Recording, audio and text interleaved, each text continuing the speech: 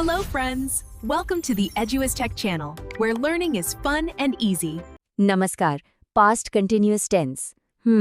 नाम सुनने में थोड़ा सा मुश्किल लग सकता है ना?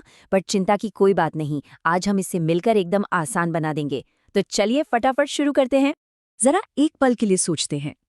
कल रात ठीक 9 बजे क्या हो रहा था? शायद कोई टीवी देख रहा था, कोई डिनर कर रहा होगा, कोई पढ़ रहा होगा। ये जो सवाल है ना, क्या हो रहा था, असल में यही सवाल हमें सीधे उस टेंस की दुनिया में ले जाता है जिसके बारे में हम आज बात करने वाले हैं। तो क्या हो रहा था? जैसा कि हमने देखा, पिछला सवाल ही इस टेंस का एक बेहतरीन उदाहरण था। तो चलिए अब थोड़ा और गहराई में जाते हैं और समझते हैं कि असल में काम कैसे करता है। तो आखिर ये पास्ट कंटिन्यूअस टेंस है क्या? देखिए, बहुत ही आसान है। ये हमें बताता है कि बीते हुए कल में किसी खास समय पर कोई काम चल रहा था, मतलब काम खत्म नहीं हुआ था, बस हो रहा था। इसे ऐसे समझ सकते हैं जैसे ये पास्ट का कोई लाइव सीन हो, एक चलती फिरती तस्वीर। चलिए अब देखते हैं इसका ग्रामर ब्लूप्रिंट। ये तो समझ आ गया कि ये टेंस क्या करता है। अब सवाल ये है कि इसे बनाते कैसे हैं, और यकीन मानिए इसका फॉर्मूला बहुत ही सीधा और सिंपल है। सबसे पहली और सबसे जरूरी चीज है सही हेल्पिंग वर्ब चुनना। बस दो ही ऑप्शंस हैं, वॉज या वर। नियम एकदम साफ है।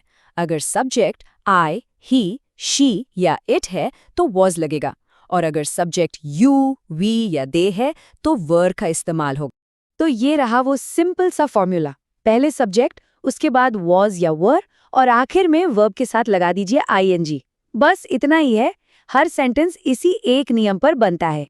चलिए अब इस ब्लूप्रिंट को काम में लाते हैं। अब जब फॉर्मूला पता चल गया है तो देखते हैं कि इसे इस्तेमाल करके अलग अलग तरह के सेंटेंस, मतलब पॉजिटिव, नेगेटिव और सवाल वाले वाक्य कैसे बनाए जा सकते हैं। सबसे पहले देखते हैं अफर्मेटिव यानी कि पॉजिटिव सेंटेंस, जैसे I was reading a book. देखिए, सब्जेक्ट आई के साथ वॉज और रीड में आईएनजी लग गया। या फिर दे वर प्लेइंग क्रिकेट, यहाँ सब्जेक्ट दे है तो वर लगा और प्ले में आईएनजी, है ना, बिल्कुल फॉर्मूले के हिसाब से। अच्छा, अब अगर हमें सेंटेंस को नेगेटिव बनाना हो, तो मतलब ये कहना हो कि कोई काम नहीं हो रहा था, तो ये तो और भी आसान है। बस एक छोटा सा काम करना है। वॉज या वर के फौरन बाद नॉट लगा देना है। जैसे इन सेंटेंसेस को देखिए, आई वॉज नॉट स्लीपिंग, मैं सो नहीं रहा था। दे वर नॉट डांसिंग, वे नाच नहीं रहे थे। देखा, सिर्फ नॉट लगाने से ही पूरा मतलब बदल गया। और अब आते हैं सवालों पर। अगर सवाल पूछना हो तो क्या करें?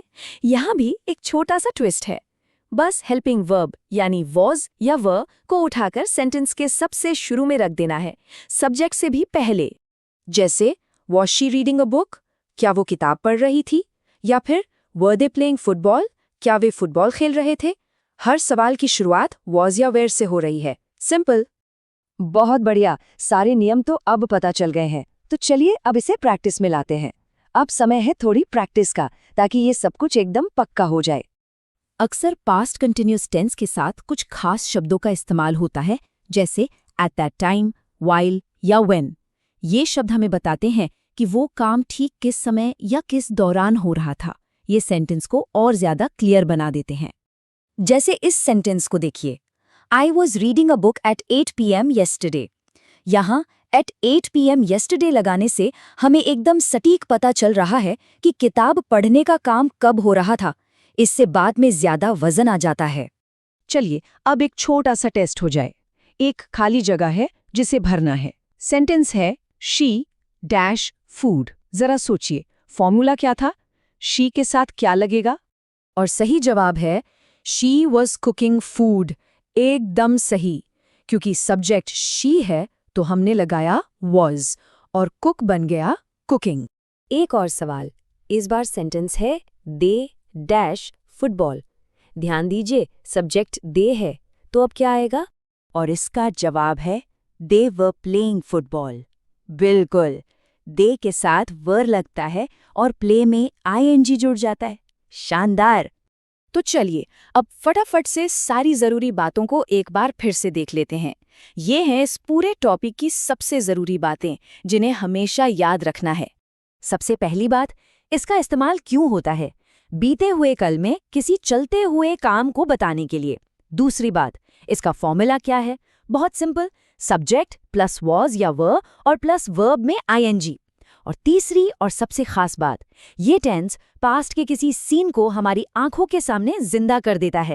तो अब जब ये पूरा ब्लूप्रिंट समझ आ गया है तो एक सवाल सोचने जैसा है, बीते हुए कल का वो कौन सा सीन है, कौन सा मंजर है जिसे इस टेंस का इस्तेमाल करके बयान किया जा सकता है। जरा सोचिएगा, दिलचस्प होगा।